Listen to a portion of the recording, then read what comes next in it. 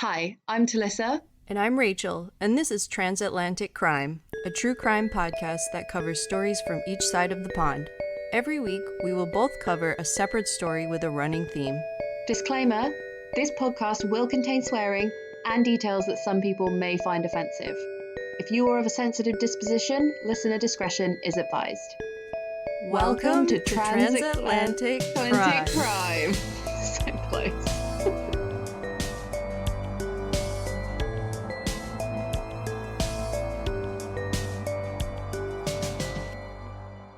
Yay! How are you doing, Talicza? How has your week been? Do you want to talk about it? I can talk about it now, but mate, I wouldn't wish changing your meds on my worst enemy.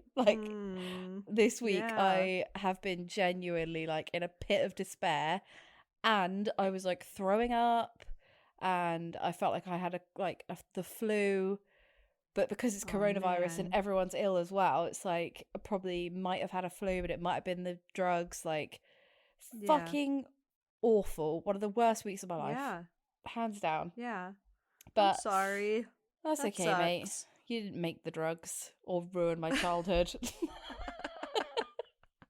But basically today, I missed my mate Ruth's 40th birthday party because I just yeah. I just couldn't fucking do it, man. I looked at the 3-hour drive and I was like, I'll kill myself and about 4 other people, and then they're just no. I just have to scrape my corpse off of the M25. I was like, it just cannot be done. So I missed out on that, and a listener called Elle was at the party, and a listener called Kathy, and my friend Kathy was at the party, and she sent me a picture, and she was like, look, Elle has the podcast sticker on the back of her phone, and I was like, I love it. I was like, I could have been there being treated like a famous person. Why the fuck am I ill in bed? Yeah. Aww. But well, happy birthday to Ruth. I know. Happy birthday, Ruth. I mean, it fucking looked like it. It looked amazing, and they sent me videos, and every single video had either Whitney Houston, I want to dance with somebody, or just fucking banging tunes in the background. The DJ was killing it. Yeah. Yeah, they had a great time, but they had a chat group, and they were all like, "Oh, I'm so hungover today, and I just feel ashamed of myself, and I don't know what I did." And I'm like, I don't miss that. I don't miss that feeling. Yeah, I felt like that yesterday, and I had only had a couple of drinks. I didn't even drink a lot, and then yesterday I just was in a pit of shame and despair for no reason. Kathy was like, I'm in the bath washing the shame away. I was like, what did you do? I've basically been in bed all weekend at my mum's, and you know how your mum comes in and draws the curtains and fluffs the bed when you're in it and stuff, and you're like, woman, I'm not moving. But she did get me night nurse and loads of cough medicine and Lucozade and all this cure stuff. She also got me this stuff. I don't know what it's called, but it's like a tonic. She was like, we're gonna eat this tonic. I was like, okay. And it's purple, and it's basically vitamin B and all these sort of, it's something Abe Simpson would sell, and it's the box is nobody has bothered changing the packaging since 1984. Everyone's gone, nah, no need to change it, still works. It's fucking mental, but I don't know if it's a placebo, but it's actually making me feel loads better. Oh wow. Maybe it's a secret that we've all been sitting on, we don't know about. But well, every year I make a tonic, and is it just booze? No. Just whiskey? No, it's apple cider vinegar, and then you chop up garlic and horseradish and peppers and hot peppers and all these different things, and you put it in the apple cider vinegar, and you let it sit for 6 weeks or whatever, and then you take out all the pulp, and then you pour out the apple cider vinegar, and then that's a tonic, and you're supposed to take it when you're sick. That sounds like a punchy little number. It is. Oh my gosh. That'll make you wink. You feel it. You feel it when you drink it. But it does work. So maybe you had something like that. It's just old timey. We need to go back to the old days with the tonics. People didn't people got through then. Yeah. with minimal lung damage. That's how we're here today. And honestly, my mum was like, do you want to go out and walk the dog later? And I was like, not really. And she was like, I just don't want you sat in here getting depressed. I was like, I'm happy here. I'm very happy in here. I'm happy because I am here and I don't have to be anywhere else. And she was like, all right. Don't. I was like, no, Mum, you're severely mistaking me. I'm happy because I am in this room in the dark. Yes. Me and you are singing from completely different hymn sheets, Georgie. But anyway, I'm home now. So, well, yeah. I'm glad that you're feeling better and that you put your mental health first. That's really important. And mate, it was a big old hole. Yeah, but you're out of the hole now. Yeah, right? I am. Yeah, I was saying I feel like emotionally numb, and that is so much better than anything else. Like, you know, when people are like, "Oh God, I don't want to feel numb." No, I want to feel numb. Oh, that's exactly what I want to feel. Sometimes you need it. Sometimes you need that, where it's just like, I don't want any thoughts or feelings right now. Just no highs or lows. Just middle of the road, grey sludge. Binge a great TV show, feel nothing. Sign me up. Where's the hammer and the screwdriver? Get me that lobotomy. That is where I'm at. Yeah. So you chose a theme this week. It's a good one. I did. I didn't know how hard it would be, but then I was like, you know what? I'm just gonna go down the classic route. I picked a classic story. Just Google it. Was that the classic route? Because that was that's how I got there. No, it was, well, at first. So our theme this week is criminals that helped solve the case, or criminals that helped police investigations, or however you want to look at it. It sounds specific, but it's actually quite broad. There's a lot of stuff that could fall under that umbrella. Yes, I found. Exactly. Yeah. And so I had a very obvious one in mind, and then I was like, you know what? I'm going to Google it to see if there's anything else, like any other interesting stories. Mm-hmm. And I did, but then I just went back to the obvious one, and that's what I'm going to tell Absolutely today. Fine by me. I don't think we haven't got any like fan news other than Jonathan has been lovely at tweeting us and tweeting like our show and saying like you should listen to, and you know, like not just like you should listen to this, but like this episode is really great because and stuff. So he's really put some effort in. So I just want to say thanks for that. Thank you so much. Yeah, it's really sweet. But yeah, I was going to say, have you got any like TV corners? Because I have like officially run out of like English stuff to watch. So I started watching this like a show, and it's about a murder squad that work in India, and it's subtitled, but they also just have a person speaking English over them. I assume they're speaking like Bangladeshi or another language that they speak in India. Yeah. It's so amazing. Like, it's so basic, but they get the fucking crime solved. Oh. Basically, they'll be sat around on like garden chairs watching a video, watching like a CCTV video on their phone, and just being like, yeah, I reckon it was this guy. And they'll just be like, right, who's this guy? Like, you ask your mate, like, we'll go to his house. And they just go to his house and like get him. What's this show called? Oh, what is it called? It's on Netflix. Well, it's on English Netflix. I don't know if it's on American Netflix. There's only 4 episodes, which I was fucking gutted about because I really was enjoying it. Oh, man. Yeah. And I was like, what? Because you know when it says like next episode and it starts loading, it like didn't do that. And I was like, where's my Indian crime drama? Damn it. It's called, I've got the Succession theme in my head because it's just such a good song. Well, speaking of that, it's so good. It's so good. I'm so excited. The new season comes out today. So what good I will timing. Be watching that. Yes. I'm glad that you have started watching it. If our listeners haven't watched it yet, watch it. It's so good. I will be the first to say it took me like 2 goes. So, like I took 1 run at it and I was like, oh, you know, when you're like, oh, I'm not enjoying this, but I know I should be. So I'm just going to sit here and try and like force it in. Yeah. And then there was like the time I ate pigeon at a restaurant, I was like, I know I should be enjoying this because it's like fancy, but I was like, fucking gross. But so I tried to like shove Succession in my head like twice and it didn't work. And the 3rd go, I was like, fuck me, this is incredible. It is. It's just so clearly about the Murdochs and every other hugely rich media family. It's called Crime Stories India Detectives. Oh, okay. It just gives you like a really good insight into their culture, because like the first one, a girl like murders her mother and like wounds her brother. She tries to kill them both. In it, they're just saying like how much they value like their parents and stuff, and how like if you try to kill your parents, that's like the worst thing you could ever do. And her uncle comes on, because it turns out she's like a software engineer. She's really clever. She's really clever, and she went to university and stuff.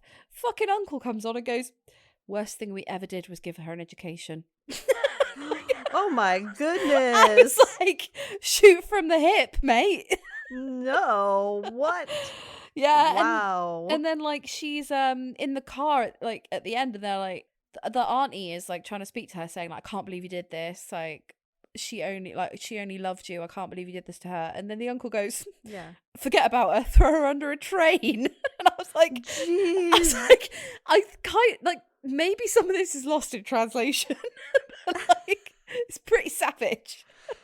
I don't know. I mean, I think we can understand the attitude of the uncle without even translating.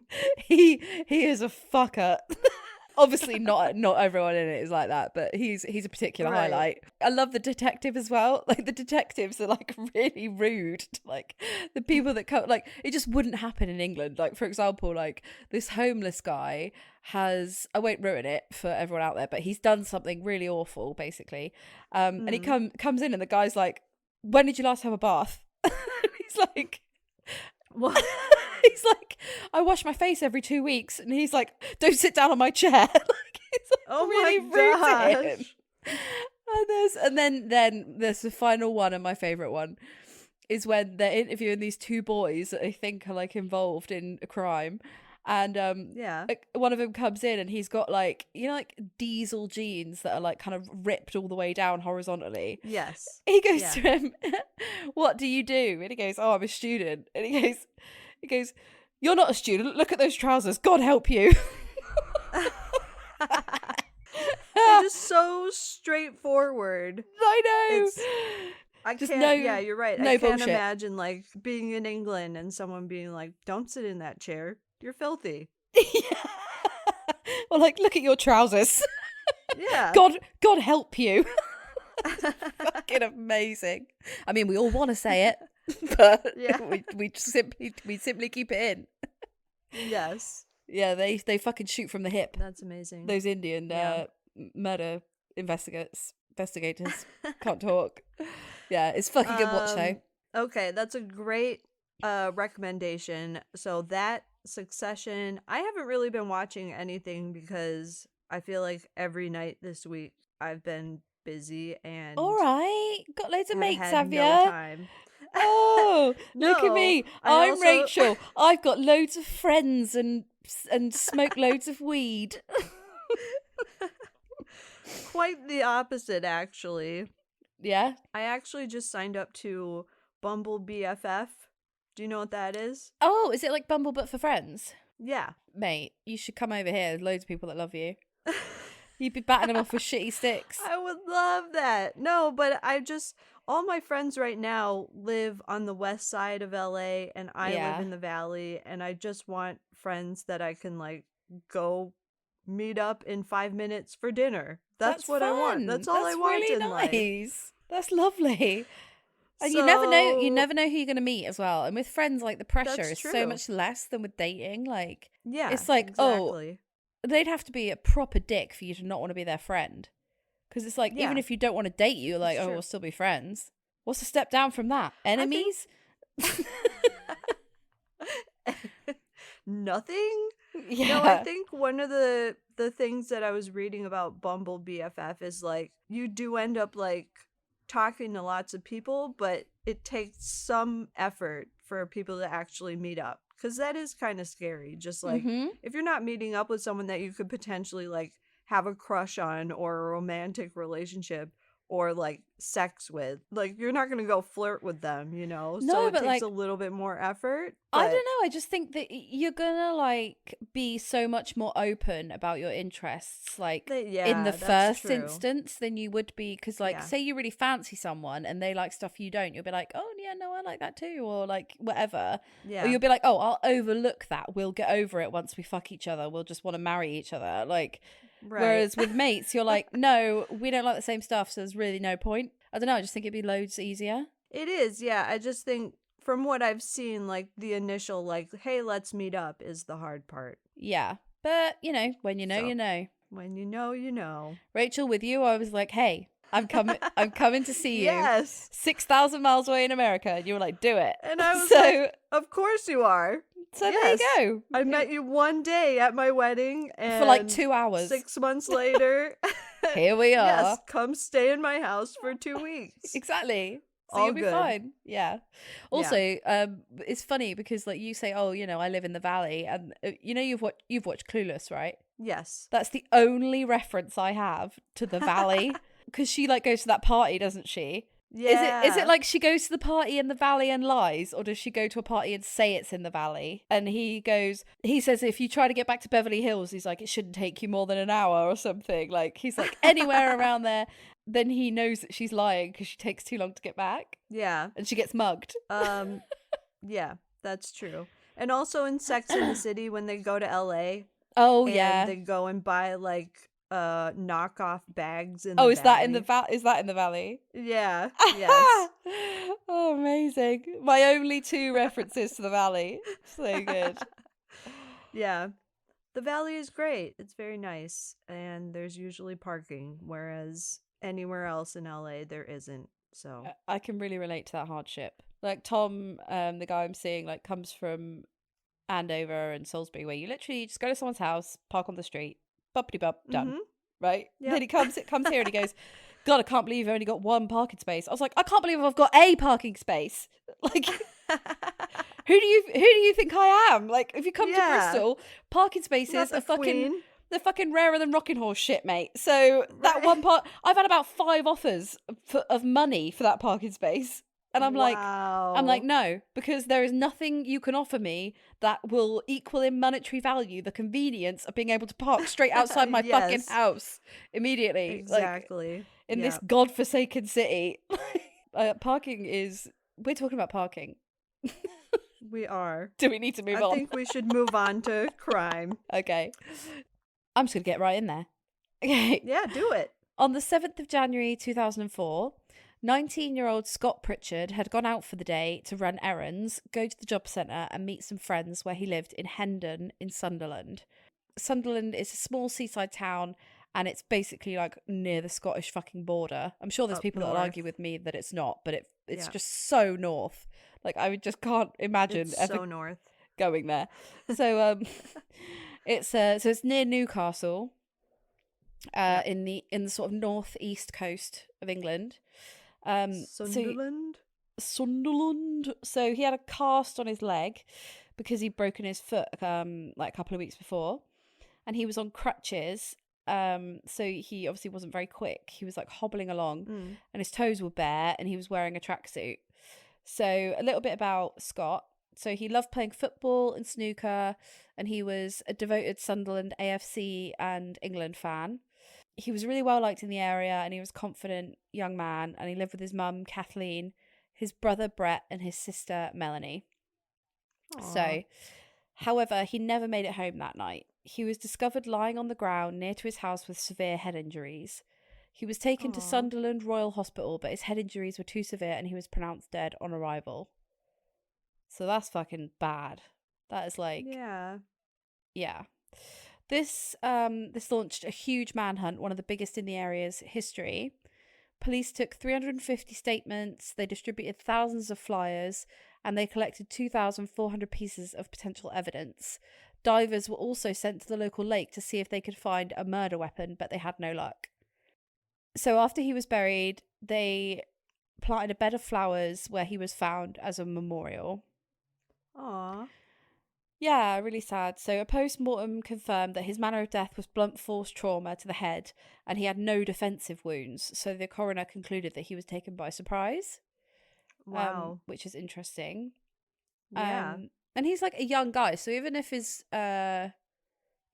got like a broken foot and he's like sat on the floor, he's still like got strong upper arms and stuff, you know? Right. Yeah. Like he's a strong young he boy. could have so, done something. Yeah, Right. you'd think he would have, like if it was like fists or something, you could have like, you know, put his arms up to protect himself. Right. He would have put up a fight. Yeah. So a witness eventually came forward and they reported seeing two men hanging around at the scene. However, as it was dark, that was the only detail that could be confirmed. There were just two men. So 18 months went by and there were no arrests. Then the police announced that they had a man in custody. So the man was a 52-year-old roofer named Robert Frederick Stacey, and he went by the name Fred. It turns out this was Scott's dad. Oh.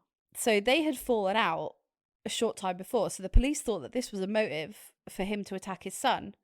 So he was kept in jail for 16 weeks, but the case was dropped before it went to trial for a lack of evidence. There were no forensics or witnesses that linked him to the crime, so they had fuck all on him, basically. Okay. They let him go, but even though Fred was set free, the community had already assumed that he was guilty, so they would shout that he was a murdering bastard in the streets. They threw a rock through his window and even threatened to burn his house down. So as a result of that, he moved away from Sunderland and he slipped into alcoholism. So that's pretty grim. Yeah. And then 14 more years passed and the police still had nothing. So that brings us up to 2018, okay? That's sad for his family that they had to live with it without knowing for that long. It just makes you think, okay, so if someone wants to murder me, they can just run up, murder me, and fuck off, and absolutely nothing will happen. Like, as long as you do it at the right spot and the right time and no one sees, like... Yeah. It just makes you feel really, like unsafe, like it could happen to anyone. Yeah. Excuse me, I've got a bit of a cough. Not COVID. I did a test. I wish it was COVID, and then I could have 10 straight days off, but it's not. Oh, man. I know, right? Praying for COVID.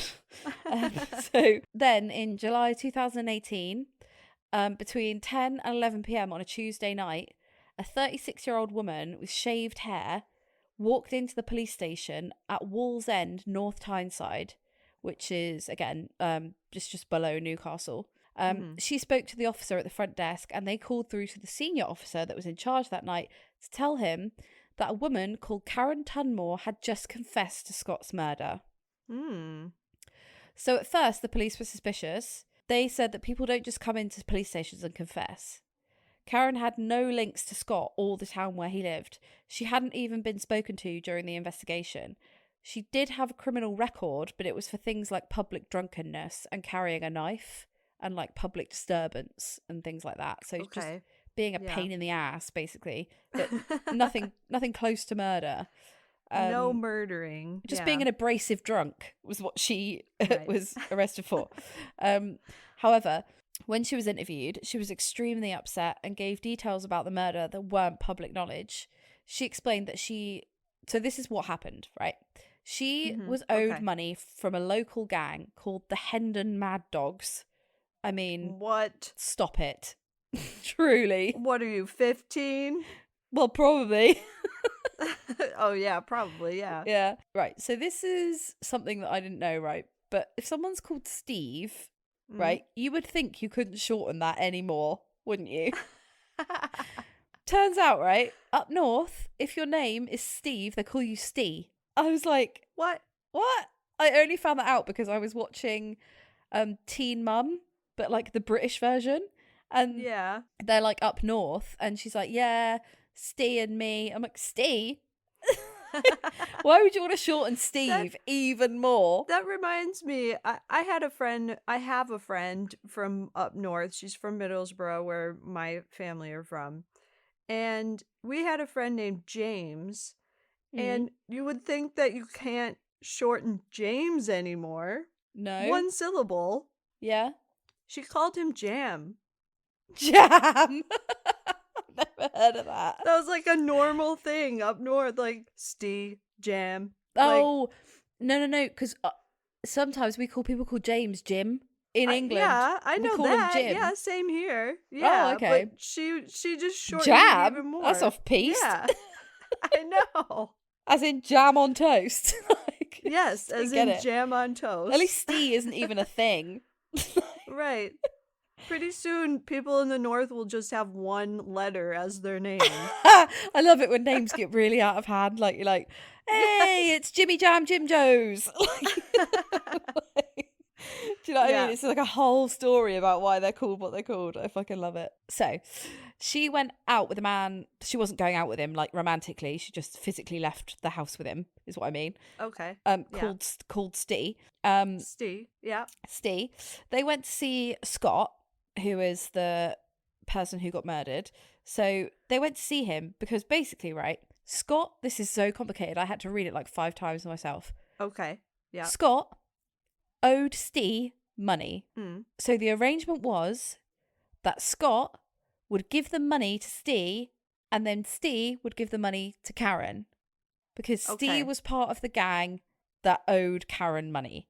So he was like, I'll give you the money, but I've got to go and get it first, is what he was basically saying. Sure. So which happens all the time. Yeah, it's like robbing Peter to pay Paul. Like, she was like, I don't care where I get the money from, I just want the money. So she said that she took a bat with her for protection. She didn't intend to use it as a weapon. She just took it as protection because I guess like she's a woman, so she took a bat. But basically, she'd been drinking all day before this. She was an alcoholic. So Stee and Karen found Scott and they asked him to go inside his house and get the money. So he disappeared because it was by his back gate that he was found. So he disappeared into his back garden. And when he came back out again, he told her he didn't have the money. So he sat down against the wall because he was tired from using his crutches. And Karen got angry and said, if you don't give me that money, I'm going to break your other leg. And then Scott just started laughing at her, which, to be fair, depending on the delivery of that, if she doesn't sound hard and threatening, you would be like, fuck off. But at this, Karen saw red and began hitting him in the head with the bat. And she must have, like you say, she must have disabled him on the first blow because he didn't have any defensive wounds. So she must have knocked him out with the first hit. Yeah. And then he fell to the floor and she continued to hit him with the bat. She told the police he didn't even shout or anything. He just made a weird noise and that was it. I honestly didn't think he would die. Wow. So she is like just completely come clean. So he was just sitting there. I'm trying to think, like, he didn't have any defensive. He's a guy with a broken leg crutches. sitting on the ground. He's got a leg plaster on. Yeah, no wonder. He's just gone, I haven't got the money. Go, well, get it, or I'll hit you with this bat and then leave. Yeah. Don't actually fucking do it. Right.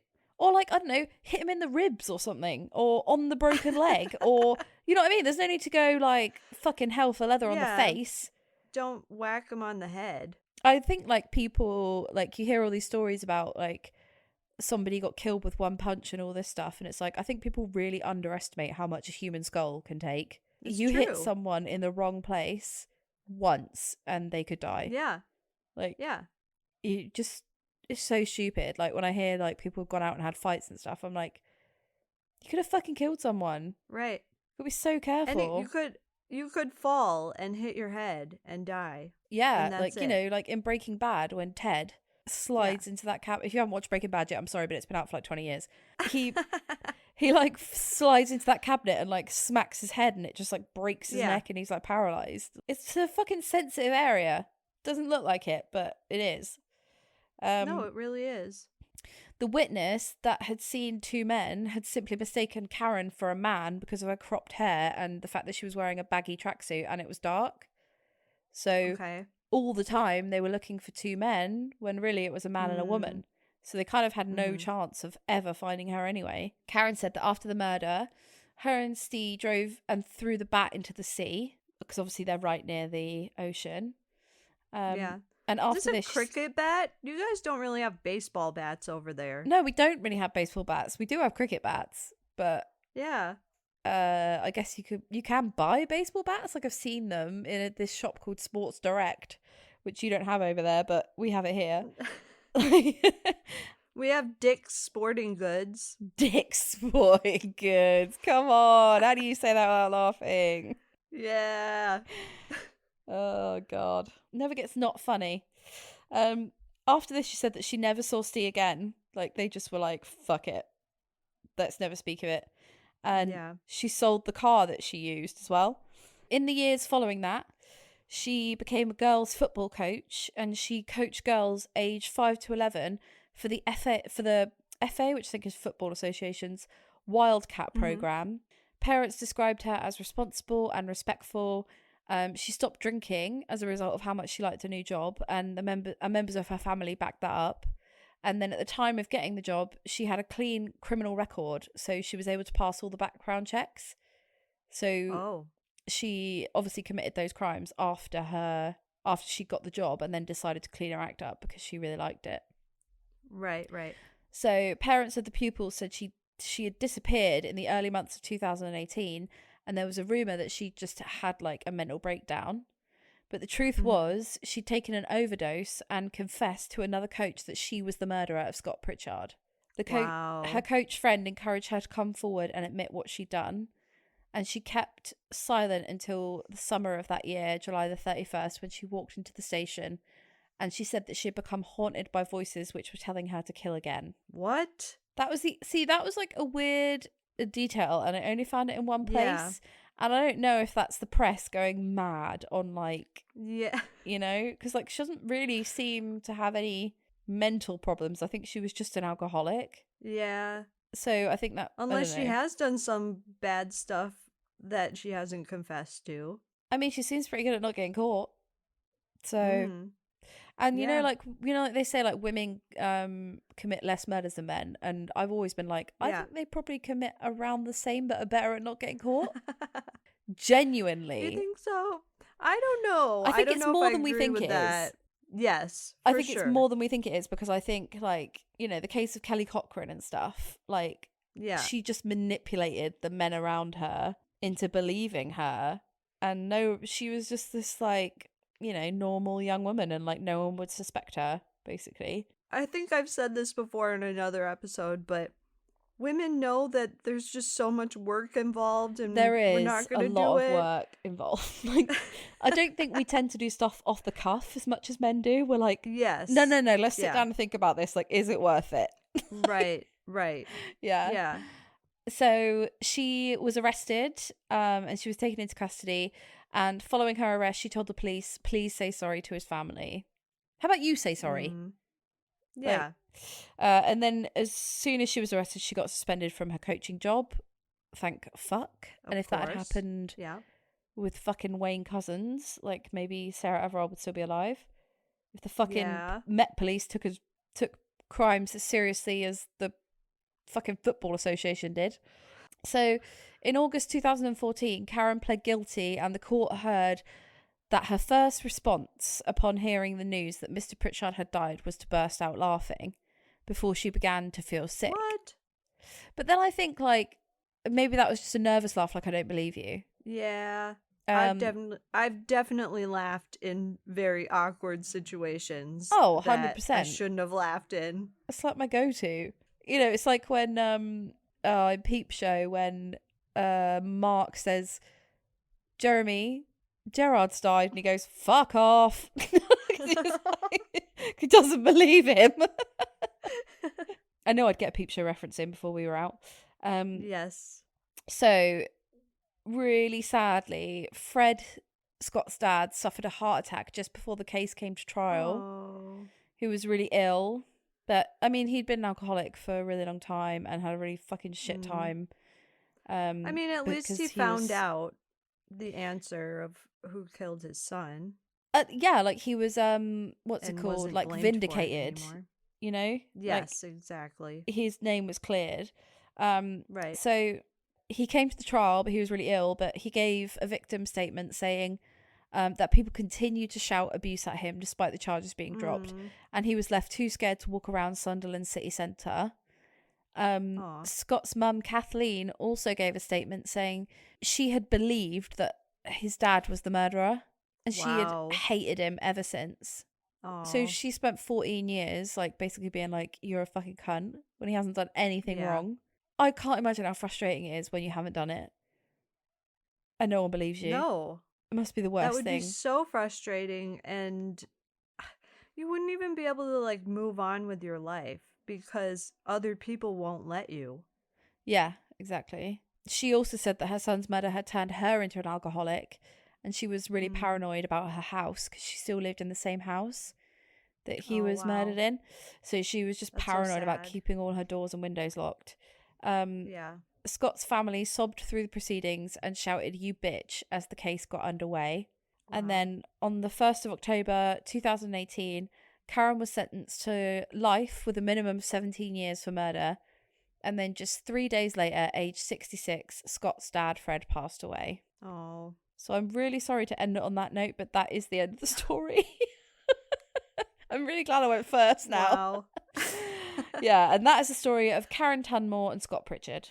I've never heard that story before. I have never heard it. And again, it's an Yeah. up north one. Mm-hmm. So it just goes to show we don't hear about it down here. The guilt just got to her, I guess. Also, she's told someone now. So you're thinking, unless that person is a really good fucking secret keeper, somebody knows my deep, deep, dark secret and they could tell someone at any time. And then that would double haunt you. Imagine you were that person. You go out for drinks with your coworker. Oh my God. You're just having drinks. Someone tells you a story like that. What is your reaction? Surely, like, she's in trouble for not telling the police. Wouldn't you think? Yes. Like, yes. Maybe I mean, you don't know, but maybe she said, like, if you don't tell them, I'm going to tell them. Or if you don't tell them, I have to tell them. Because I fucking know this now. In that moment, though, I feel like outwardly I'd be like, okay. Inside screaming. I'd be like, no. Yeah. Absolutely Get not. me out of here. Get me out of here right now. I'm out of here. What do I do? I'm having a drink with a murderer. Oh, God. You'd be like, do you still have the bat? Do you still get angry? Yeah, Do you still have anger problems? I'm probably going to get a different taxi home. Fuck that. I think that's the last round, is it? Yeah, I don't think I want another Was that drink. the bell for last orders? I'll see you later, Karen. Yeah. 8 p.m. Oh, look at the time. I am beat. Fuck staying in the pub with her. Whoa. Oh, yeah, that is. Oh, my gosh. Yeah, I mean, fuck. Is it your civic duty to say if you know about a murder? Yes. Yeah, I thought so too. It is. Yeah, just Yes, checking. it I don't know is. about any murders, just to like clear that off Right. up. But hey, asking for a friend. hypothetically, if I knew, no, I don't know anything. No, yeah, because then you could be implicated for like hiding a murder if you knew. If someone told you, at the very least, unless you could prove that they'd like threatened you into not saying anything, because sometimes like wives break up with their husbands and then they tell on them. That's like a classic one. And you could say like, well, he was my husband, I was too scared to say anything. That's very true. Yeah. So people get away with that. In this situation, straight to the police station. Make an anonymous call. Yeah. Like, you don't even have to go in as yourself. Call them and make it anonymous. Yeah. If anyone's wondering what to do, that's my advice. If anyone's like a fucking agony aunt line. Okay, right. what's your story? Lay it on me. That was a great story. It's a classic, Talicza. We're going to talk about Ed Kemper. Oh, so good. Yeah. Such a good story. Let's get straight into it because there's a lot. He's like the perfect melting pot of how to make a serial killer. Oh my gosh. It's like take a dash of this and a pinch of this and you get the perfect serial. Like that is exactly what happened. A big thing is his mother, which I feel like 100% is especially in the 70s, serial killer golden age. Yeah. Ted Bundy, he had a weird mom. Yeah, I did. Who else? I wonder what the The Golden Night State Killer's mom Stalker. was like. I don't know. Although he was like from a really young age, he was really fucking mad at women because there was like the girl who he just basically couldn't take rejection, could he? Yeah, that's his true. fiance rejected him, and that was what like kicked him off. Yeah, that was a big thing. Yeah. Okay, let's go. Anyways, let's talk about Ed. So, yeah. Ed Kemper was born on December 18th, 1948 in Burbank, California. I had no idea. That's like neither did I. A mile away. Oh my god. His parents had a rough marriage and they separated when Kemper was 9 years old. That's a bit of a one classic. Thing that, yeah. Especially back then, like divorce parents separate around really, puberty. Divorce was like an embarrassing thing back then. So he was probably embarrassed. After his parents' divorce, he moved in with his mother and sister to Montana, where he was bullied not only for being the new kid at school, but also by his mother and sister, who constantly berated him and belittled him. He was eventually banished to sleep in the basement as his mother thought it was unseemly for him to share a bedroom with his sister. She almost accused him of, like, he hadn't done anything, but she didn't want him to molest his sister. Which is already, weird, like, you're already planting that in your son's head. Yeah. When he hasn't done anything. At like 9 and 10, like that wouldn't even go, like I wouldn't have thought, that wouldn't even go through your head. You'd just be like, we're going to sleep in the same room. Right. She's like putting an adult's, she's putting an adult's view on it. Yes. He already began showing disturbing signs at a young age, though. So maybe his mom did have a weird feeling about him. Maybe I don't know. But she didn't help things by berating him. And also, you don't need to say, I'm not going to let you sleep in here because I think you're going to touch up your sister. She's like, how about we get you a different room? Yeah. Hey, look at this cool basement. Let's do it up. And you can go hang out down there and have your own space. From what I hear, it was petrifying, like the basement in Home Alone. Yes. I had a basement growing up in St. Paul, and it was a terrifying Rachael. to be in. I'm so sorry. It was. That's where we did the laundry. That's where my mom would do the laundry. And also, I'm sure, to just, like, get away from everyone. But it was a dark place to go. Yeah. He started showing disturbing signs at a young age. He tortured and killed animals. And eventually, when he was in the basement, he started to steal his sister's dolls and dismember them and perform strange sexual rituals with them. I'm down with the doll dismembering because I think my brothers probably did that just to be like, fuck you, I've broken your doll. But I don't know about any rituals. Yeah. And I didn't really get into details with that. I was like, I'm not gonna. It doesn't matter. Yeah, that's all we need to know. Yeah. So with his strange behavior and bad relationship with his mother, at 13 years old, he was sent to live with his father and stepmother in Los Angeles. But they too found him strange and his growing size. He eventually grew to be 6'9". Yeah. That's crazy tall. I mean, they would talk about how he had to bend over to go through the doorways. I've been out with a guy who was 6'6" and he was silly tall. Yeah. Yeah. So 3 inches on that. It's madness. You don't fit in a normal bed. Like, you don't fit in a normal car. No. Like the world is not made for you, basically. Yes.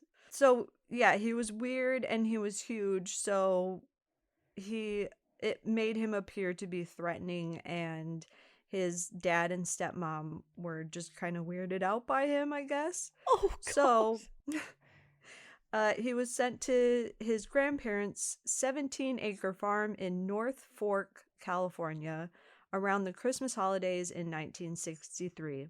So they were just like, you're going to go to your grandparents for Christmas, and then they just decided to keep him there.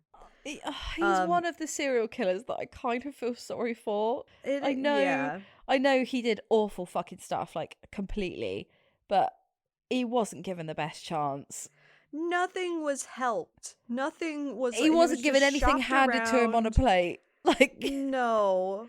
And I did read, like, his parents, I think especially probably his dad, they cared about him and they wanted to help him. But I think back then, too, they were like, what do we do with the kid who is weird and tortures animals. like, that's not cool. Yeah.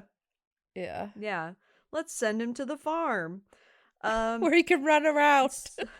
Yeah. So there he continued in school and he seemed to be doing better. His grandpa gave him a pet dog and a .22 gun to practice hunting, where he shot rabbits and gophers and birds. Although he wasn't allowed to shoot birds, he would still do it. And on the outside, this seemed to curb his aggressive and strange behavior because he had something to focus it on, which was hunting. That's such a grandparent's attitude. Like, he's not weird. Just give him something to give him a gun. Like, just give him something to play with. Go help us shoot the gophers who are eating our carrots. Yeah. You're great help. You're doing well. Yeah. He doesn't need a psychiatrist. He needs a job. That's what he needs. It is kind of, well, we'll talk about that a little bit later, but when he ended up going to like a into like an insane asylum or whatever, they were like, this guy's great. He's really like straight edge and he does his work and he loves like being told that he's done a good job, basically. Oh. So, yeah. At the end of the school year, he returned to his mother and sister, but within 2 weeks, he went back to his grandparents. His grandmother noticed that in the 2 weeks he spent with his mother, Kemper had regressed, seeming more sullen, and his violent fantasies returned. Whatever psychological stuff he went through with his mom just brought it all back. Yeah. His grandparents, especially his grandmother, became more wary of his behavior, which in turn he took as an insult. Over that whole summer of 1964, tension at the farm grew until finally, on August 27th, 1964, 15-year-old Kemper sat with his grandmother, who was showing him proofs for a children's book that she was writing. Oh, Grandma. They were just I know, trying to give him some humanity, probably. Like, hey, look at this book for kids. Oh. So she could tell that he had just gotten into a weird headspace and he started being weird. And she was like, why don't you just go outside and, hang out? Yeah. And so he grabbed his gun and he told his grandmother, her name was Maud, that he was going to go hunting for gophers. He called his dog and he stood outside the kitchen screen door where Maud had her back to him. There he shot her through the screen door, shot her in the head, and then he shot her in the back. Oh, she's already dead. Stop it. Yeah, she's dead. And then he dragged her to his bedroom. Within a few minutes, Kemper's grandfather returned home from buying groceries, and Kemper shot him in the back of the head as well. Oh, the only thing I could think of was at least that was quick. Like, Maud did not see that coming. No, neither of them did. No. And they were probably the only ones who were like, yeah, he's a good kid. Like, let's give him a chance. Why, Ed? Why? Yeah. So worried of what might happen, Kemper called his mother in Montana, who told him to call the sheriff. He was taken in for questioning, where he confessed to both murders. He was almost immediately convicted, sent to juvenile hall for a year. There he was diagnosed as paranoid and psychotic. Soon after, he was committed to a Atascadero State Hospital for treatment, where he was further diagnosed as a sociopath. He made a good impression there, where he helped work in the psychology lab, where he helped administering tests. The doctors interpreted his pride in doing a good job as a good sign that he was improving. While there, he also got to know other inmates. Specifically, I didn't know about this part, or maybe I did, but he talked a lot to like the serial rapists who shared their crime stories with him, and he just got really into it. Also, I'm just like, you don't let a psychopath patient help you with the fucking tests. How lazy are you? I'll help you. No, I'm okay, thanks. They said that it was normal for them to give inmates jobs, and a lot of the inmates were like, "Oh, I don't want to do this," but he was really eager to like help, Yeah, I so wonder why. they liked him, right? Yeah, I'd fucking look at Um, that with an eye of suspicion. yeah, yeah. He was talking to other serial rapists, and his sexual fantasies became more intense. And he also took note of the mistakes that the serial rapists had done to get So caught. clever. So, He's and so he had a smart. really high IQ as well. He was really smart. Yeah, he is really smart. Um, he's also like 16, 17 years old. Like this is the time where you kind of you have your sexual awakenings, you Yeah, and know. he's got no women around, So, so it's just he gonna has get no worse women and worse. around. Yeah, and he's just sitting around with other rapists, like talking Uh, shop, basically. Like, not a good yeah. place to be. No. However, he did not share his fantasies with his doctors, and instead, he claimed religious conversion, taking up Bible studies, and showing a behaved and hardworking young man. Oh, dude, that's the He oldest was trick in the released, book. yeah, finding God, doing a good job, hardworking. Immediately get out and murder someone. That's the Yes, MO. yeah. He was released in 1969 at 20 years old. On his release, and this is on the bingo card, he really wanted to be a cop. Bet He ya. was disappointed, though, when he found that there were height limits for both the local and state police. I wonder He why was that too is. tall to be a police officer. I wonder why that is. Don't have the I don't know. uniforms? Well, the car, maybe? I don't know. Or Yeah. maybe being too big might slow you down, Intimidating. or point you out even if you're Yeah, that's a good. Yeah. gonna Easy run target. into a house and help someone. Yeah, Yeah. exactly. He moved back in with his mother, who was an administrative assistant at the University of California in Santa Cruz. According to him, his mother would relentlessly berate him for small and big things, like cleaning his teeth or getting a job. She's To probably get pretty pissed away. off that you murdered her fucking parents. Oh, yeah, I that don't think this is too. about the teeth. Like, I'll be honest. Well, it wasn't her parents, it was his dad's parents. It was his paternal parents. So, Oh, maybe she was okay with it then. I don't know. Yeah. Which is funny. So his grandpa's name was Ed, his dad's name was Ed, his name is Ed. Aw. He Ed ruined it. He Jr. ruined the Jr. line. Yeah. So to get away from his mom, he would frequently go to the local bar, which was also the local for off-duty cops, where he loved talking to them about guns and their different cases. The bar and off-duty cops nicknamed him Big Ed. Yep. Big. That's really hard to say with Big my Ed. mouth thing. He soon found work and moved out of his mother's house and in with a roommate. At one point, he got into a motorcycle accident and was out of work to recuperate. To pass the time, he bought a radio transmitter and he would drive around, where he would pick up hitchhikers, mostly young, pretty women. So this was his Is this like beginning. CB radio that he's doing? Because I feel like that should be on Yeah. the bingo card. No one ever, nothing good Yeah. comes of CB radio. Like, Right. strange world. I don't know. It's actually, I might have talked about it before, but you can listen to police radio transmitters all over the world. There's a website where you can do that. What? And there's a website. Actually, there's an app now. That can't be good. There's a website where somebody put like, you can listen to live police radio, but underneath it is like calming music. So it's kind of like What ASMR. the fuck? Honestly. It's kind of like white noise. It is. There was a time where I would listen to it and I'd be like, this is like oddly calming. I have to find out that website. What a weird confession. It is so. I Like mean- you're not even listening to the words they're saying. It's just kind of like, Well, I quite like you that, know, like people radioing sound. back and forth. Yeah, like Yeah. over, like that. Yeah, I see how Yeah. that would be. But also, like, this just brings to mind, like, when teenagers are like, I don't know, I'm really into like wanking off and sniffing socks. It's like, trust me, there's someone else in the world that likes that as well. You will find the lid to your pot. True. Just go online. Yes. You telling me so that there's true. police radio with calming music underneath it just confirms to me the fact that there is nothing in this world that your human brain could dream up that someone hasn't already done and put on the internet.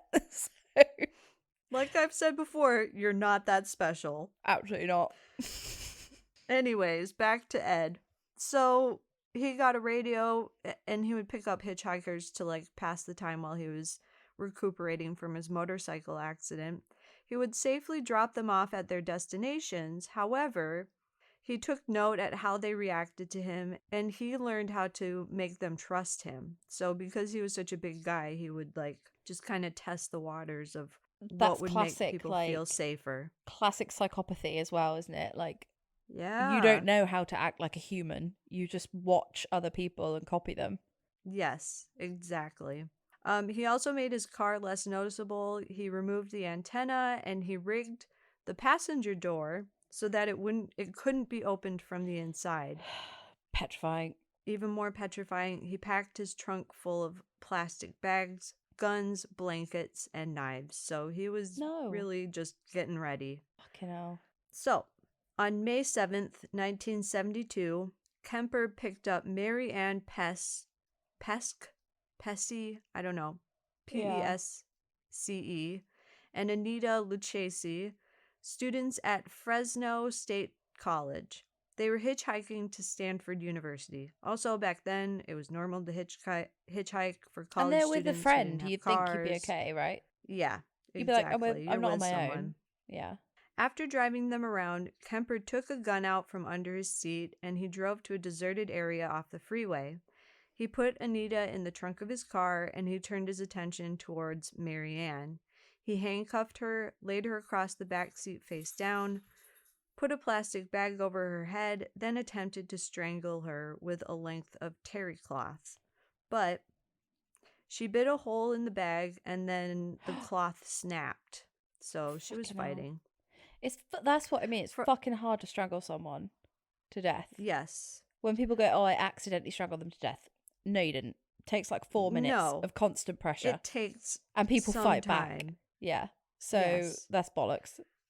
So yeah, he obviously learned that the hard way. Yeah. Tito's just creeping around. So frustrated, Kemper pulled out his knife and he stabbed her repeatedly. Aww. So he didn't even finish strangling her. It's just so messy and like badly planned, and think how scared they would have been. Like, it's just horrible. Yeah. Eventually he slashed her throat. He removed Anita from the trunk and with a larger knife he began to stab her. Both women fought and screamed in their final moments, but Kemper was able to overpower them. He was 6'9" too, so and he's not skinny. Terrifying. He's not lanky. No, he's quite built.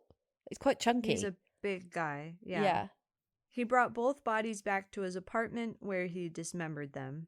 He buried Mary Ann's body and kept both of their heads. Anita's body was never found. The two young women were reported missing by their families not long after.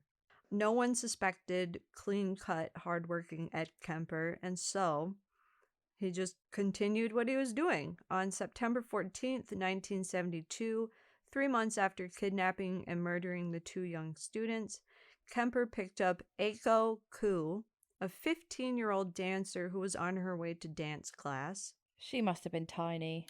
Yeah. In the car, he convinced her that he was planning to use the gun. So he pulled out a gun and she started freaking out. And he said, "No, this is for me. I'm going to kill myself. And if you don't like make a fuss or tell anyone, then I won't do it." So he was just kind of messing with her. Oh my God, such a head fuck. Yes. He drove into the mountains and he parked out of sight. There, he continually tried to suffocate Koo until she stopped breathing. She was still alive, though. He then raped her. Afterwards, he strangled her with her own scarf. And when he was sure she was dead, he put her body in the trunk and drove away from the scene. He stopped at a local bar and had a couple beers, he like talked to people and was just Fucking regular, hell. normal. What a psychopath. Yeah. No Just move nerves on to the next whatsoever. thing. Yeah. Right. So he went to the bar, and then after that, he went to his mother's house. Later that night, he took her body into his bedroom and dismembered her, disposing of her head and hands in different locations. So that was his MO. He would remove their head and hands. She was reported missing not long after, but her disappearance was never connected to the other two missing women. Yeah, Again, I guess nobody suspected him. she's not a student. She's on her own. She's 15. She's Yeah. not like, yeah. Also, I was reading, and it was a time in the 70s when they were like, oh, girls go missing all the time. They're just runaways. Like, Oh, they yeah, they all probably run just away. ran off into, yeah. Yeah. So for her being a dancer, I think that they assumed, like, oh, she's run away to Hollywood, or, you know, she Yeah. ran away to New York. So they didn't really try very hard to chase her down and find her. Sorry, Carly's just come in. Okay. I'm just recording the podcast. I'm going to bed because I can't talk anyway. Oh, mate, your voice. Oh, She's got like a really hoarse voice where she's just been like shouting at a party all weekend. Anyway. oh, she was at Ruth's? Yeah. It's actually for being ill as well as being at a party. I like your blouse. Oh, no. Thanks. I'm just on a 4.5-hour train journey from Margate. I feel horrendous. Oh, mate. There's some night nurse over there. I'm going to take some night nurse and go to bed. Lovely to see Okay, you. bye. Feel better. It's in the... You can keep that in if you want. Yeah. I don't think they'll be like, why is there a robot on your podcast? Oh, I hope she feels better. Anyway. Okay, that was a nice little interruption Yeah. between this horrible story. Yeah. So on January 8th, 1973, Kemper bought a .22 automatic pistol as he didn't want to raise suspicion with police that he already had an illegal firearm, because the gun that he was using before was just a stolen gun. Even though he wasn't supposed to have guns at all because of his prior convictions of killing his grandparents with a gun. I heard, I think, that because he was a minor when it happened, it got like expunged from his record or something. Yeah.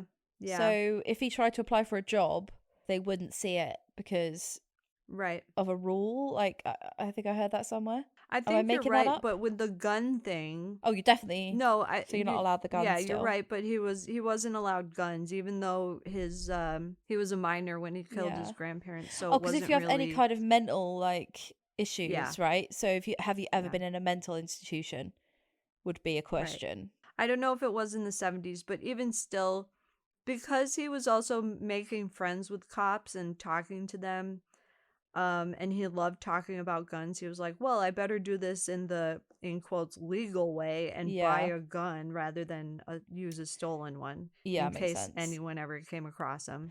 Oh, yeah, because they might be like, oh, so have you got a gun? You seem to like him so much. Yeah.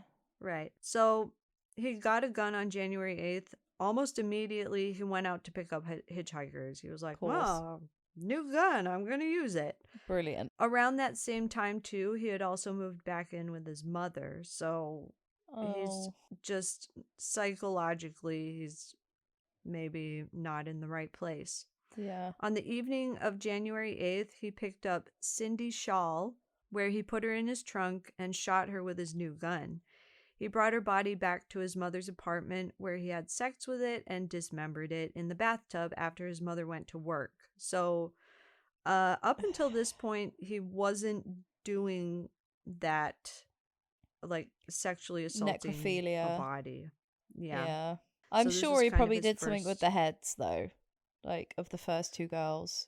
Do you think? Yeah. I think so many more, like, serial killers do stuff with dead bodies than they want to admit. I totally agree with you. I think they Which think, is like, crazy. that's it's a like, step too far. Like, yes, that's what I was going to say. Like, oh, I this wouldn't is do too that. much. Like, yeah. Right. They're like, oh, I kill someone, but I wouldn't fuck the dead body. Like, they think, like, that makes them a better person. Right. But it's like, well, what were you doing with their dead body in your house for a week or whatever? Why did you? Yeah, exactly. So Yeah, he dismembered it. He buried the head in his mother's backyard, and he put the rest of the body parts in a plastic bag where he threw them off a cliff. This time, though, Cindy's body was discovered within 24 hours. Ooh. However, again, Kemper was still never suspected. And back No, then, you're 'cause just like, how could, there's no surveillance around. There's no not, mobile phones. Barely DNA evidence was being used or utilized, Fingerprints and is the best you fingerprints, got. that was kind of, yeah. Your hair looks So, similar to this hair that we found at the scene. right. Scientifically, Yeah. that's absolutely bullshit, but still we'll use it because that's all we got. Yeah. Like, yeah. But back then, that would be so difficult. It's like, oh, we found black hair on the body. How many people have black hair in So this we know someone blonde vicinity? didn't murder her. Yeah, Yeah. right. And also, like, there would go, it was probably her boyfriend. It was probably her boyfriend or her ex-husband or her, or somebody that lived with her. Like, and 99.9% of the time, it kind of is somebody that you know. Stranger murders exactly. are kind of rare in comparison to Yeah. murders by people that know you. Right. Other than if you're a serial killer like Ed Kemper or Other Ted than if you live in Bundy California or... in the 70s, then you were 100% murdered by a serial killer. 100%. Yes. All of the time. Everybody. Yeah. Okay, so that was January 8th, and then a month later, around that time, on February 5th, 1973, Kemper had a huge argument with his mother, and that night he headed out, picking up hitchhiker Rosalind Thorpe, and then a second hitchhiker, Alice Liu. He didn't even stop the car this time before shooting both of them. Ugh. He stopped, and it's kind of horrible because he was like talking to them, chatting with them, like kind of making friends with them, and then he was like, oh, look at that view out the window, and then he slowed down his car and shot one of them, and then the second one he shot. So he was being friendly with them. He wasn't even like, they didn't even suspect anything. Even so, I always think like the people who get strangled and stabbed like are so much worse off than the people who just get shot in the head. Like, Yeah. So fucking slow and hands-on. Yeah. Ugh. Yeah, exactly. So he shot both of them, and then he stopped for gas with the bodies in his trunk. He don't And then give he no headed back to his fucks. mother's house. No remorse, no nothing. Just going on with life. No big deal. He went back to his mother's house where he did the same things as before. He had sex with the bodies, and then he dismembered them, obviously while his mother was out. Fucking hell. Yeah. Nearly a month later, so by now he's like boom, boom, boom. 1 month, 1 month, 1 month. Yeah. Accelerating. Yeah. Nearly a month later, on Easter weekend, this was the big one, Kemper decided that it was his mother's turn. Oh. At 5:15 a.m. on April 21st, 1973, Kemper snuck into his mother's bedroom where she was sound asleep. He hit her in the head with a hammer, and then he cut her throat, beheading her. He hid her body in a closet, cleaned up, and then he left the house for a while. That day, he was worried about who might find his mother. He was really amped up by this. He thought that there was going to be a manhunt for him, basically. Yeah, bit close to home. He's really, he's stressing out. He was worried about who might find his mother, and so he called his mother's closest friend, who he thought would be the only person that would kind of notice that his mom was gone.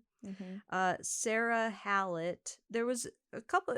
Her name is either Sarah Hallett or Sally, so she might have had a nickname. I don't know. Okay. So he called her over, and he asked her to come over for dinner, saying it was a surprise for his mother. When she arrived, he strangled her with Aiko's scarf, the 15-year-old that he murdered before. He used her scarf. After she died, he took her body to his bedroom and had sex with it. The next morning... when in Rome, like, wasn't even well, gonna, but while I'm here, fucking hell, it just shows, like, ugh, gross. Yeah. The next morning, he took Sarah's car, drove it to a gas station, and then he freaked out, thinking that he would be caught with a stolen car. So he left the car at the gas station, saying that it needed like maintenance work. And then he rented another car, where he drove for 18 hours, and he stopped in Pueblo, Colorado after those 18 hours. And he stopped at a phone booth where he called the Santa Cruz Police Department, where he knew several officers. And then he just began to confess everything that he had done. The pressure got to him. Yeah. Well, he also said, like, he thought that he was going to get caught, and he was so stressed out about it. He took, like, caffeine pills to make him stay awake so that he could drive far away. He was just freaking out, I guess. Everything just got to him by that point. Where you would think, like, after what he had done and looking at other psychopaths, that he would have just been able to move on with life. But he's such I a good guess liar. because it was his mom. Like, yeah. He's an amazing liar on the spot. Right. When people go, why are you here? He could just be like, he was boom. a good talker. Yeah. And he was talk himself so out smart. of anything. Yeah. So he began to confess everything. They didn't believe him at first. They thought he was prank calling them. And so they kind of hung up on him, and he called them Fucking hell. back. Yeah. So they caught up with him eventually. He said on the phone that he wasn't exactly sure where he was. He knew he was in Colorado, and so they had to put some work into actually, like, finding Fucking out hell, where Ed. he was. It's a big state. Yeah. He said Can he you was see a mountain? disoriented from what is around you right now. Pretty rocky. But yeah, he was disoriented from driving and taking caffeine pills. So yeah, it was stressful for them to try. I also find feel him. like he's so fucking sheltered that, like, taking caffeine pills for him is like a buzz. Do you know what I mean? He would have, like, he a went to the couple bar of a beers lot. with the cops. Yeah, Or, like, he would right. have, yeah. It seems to me like for him, like, smoking a cigarette would be like, ooh, like he never really grew up. That's true. One of the things that I read was, like, he was in a college town, so there were a lot of, like, hippies, and he kind of stood out because he was such a square, straight edge, and he's a square. Yeah, exactly. So yeah, I can imagine, like, oh, these caffeine pills are really messing with me. I can't handle it anymore. There's this amazing story. You know, I love, like, Stephen Merchant and Ricky Gervais and Carl Pilkington. Yeah, he was basically saying, like, when he was younger, he was also, like, he's 6'7", Stephen Merchant. Mm-hmm. He's really tall, but he's very gangly with it. He's very, like, lanky and gangly. Yeah. And he said there was a girl at a party and he was trying to impress her, and they lit some joss sticks, you know, like those incense sticks. Oh, yeah. Yeah, and he was like, I thought they were drugs, and I was going, whoa, man, like, these joss, and they were like, yeah, they're just joss sticks. And he was like, yeah, they're cool, aren't they? But he said, like, so initially sheltered. He tried to pretend he was getting high off them. Oh my gosh. Oh god, it's so good. I just imagine Ed Kemper getting high off a joss stick. Yeah. Whoa, man, I don't know if I can handle this Well, these joss sticks are really strong, man. Okay, so yeah, he's disoriented in a phone booth in Pueblo, Colorado. So the cops eventually caught up with him, and they brought him in. They recorded his confessions, where he gave detailed information on all 8 murders. He led investigators to various sites where he had disposed of the bodies. Not all of them, though. Like, there were still some bodies, like I mentioned before, that they still haven't found to this day. Wow. He had been so detailed in his confession that his court-appointed public defender, James Jackson, could come up with no plea other than insanity. However, during Kemper's 3-week trial, not even Kemper's sister or his doctors were able to convince the jury that Kemper was insane. After 5 hours, the jury found Kemper guilty of first-degree murder on all 8 counts. He was sent to maximum security prison at Folsom for life in prison. I guess this is the time, too, where the death penalty was off the table. Yeah, must have been. Because he's alive now, right? He's still, yeah, that's my last sentence. He's still in prison to this day, but that's okay. I mean, he's alive now, yeah. Yeah. while in prison, Kemper has been open to speaking about his crimes. So this is kind of the part where he helps investigators. Well, God knows Um, how long it would have taken them if he hadn't have just confessed. yeah, well, yeah, that too. Yeah, his confession, but also like he did extensive interviews with FBI agent Robert Ressler, who was building a serial killer profiling program. Kemper gave an adequate amount of psychological insight into the nature of his crimes. So, if you haven't watched Mindhunter, which you Mm-hmm. should, Mm-hmm. this was the beginning of people, investigators realizing that there's serial killers and they have patterns and they have triggers, Yeah, and if you can identify those, then it's easier to identify who the criminal might be. So definitely. this helped crime profilers catch countless serial rapists and killers in the years following, including FBI agent John Douglas, who at Whoop 25 whoop. years old interviewed Kemper not long after he was incarcerated, and whose story inspired the Netflix show Mindhunters. They talk about, in this article, they talked about how John Douglas was 25, so he was very close in age to Ed Kemper, and they kind of related on that. And because Ed Kemper wanted to be a cop and he loved talking shop with cops, then John Douglas pulled him into like a false sense of like friendship. Yeah. After his interview with Kemper, Douglas says he came up with the idea to teach officers criminal psychology by conducting interviews with killers and seeing if there were any patterns that emerged between them. Douglas described triggering points that led people like Kemper to kill, noting that specific events triggered him, like arguing with his mom or seeing young pretty women. Mm-hmm. It was then that the FBI came up with the McDonald triad, the three signs that indicate a serial killer, which is bedwetting, fire setting, and animal cruelty. So Yep. Ed Kemper was the main person to help them come up with that, whether it was like directly or indirectly. Wow. After his meeting with the co-ed killer, that's what Ed Kemper became known as, Douglas would transfer to the FBI's Behavioral Sciences Unit in 1977, and he went on to interview and profile the likes of Ted Bundy, Jeffrey Dahmer, and Dennis Lynn Rader, aka the BTK killer. And Kemper is still in prison to this day, and that is the story of Ed Kemper. Wow. I think I've watched it, but like there's a program on Netflix, I think you can get it on Netflix or Amazon, called Kemper on Kemper. And they've got loads of them, like Dharma on Dharma and stuff. And the Yeah. Kemper on Kemper one, isn't that basically just the John Douglas interviews? No, Or is it someone so else?